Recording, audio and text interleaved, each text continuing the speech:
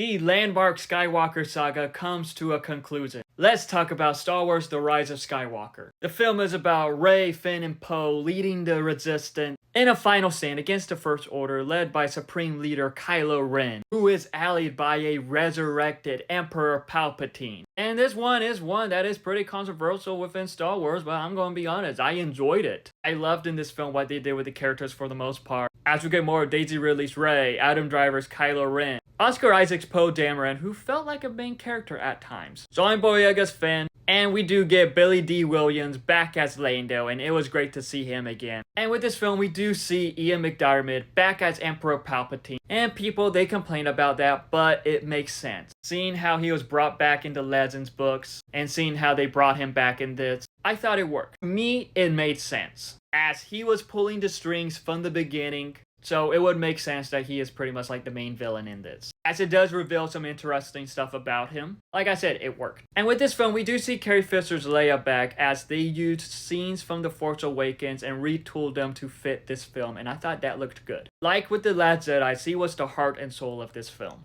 And with this film, Poe was a standout, as there were times where he felt like the main character. And I thought that Oscar Isaac did great with that. We see Rose take a step back, but we do see more of Chewbacca, we see more of Finn. John Boyega as Finn is amazing. And also another standout with this was C-3PO. It felt like that C-3PO, Anthony Daniels, had his time to shine. And that was great to see. We also get introduced to one of the best aliens, Babu Freak. He is my oldest friend.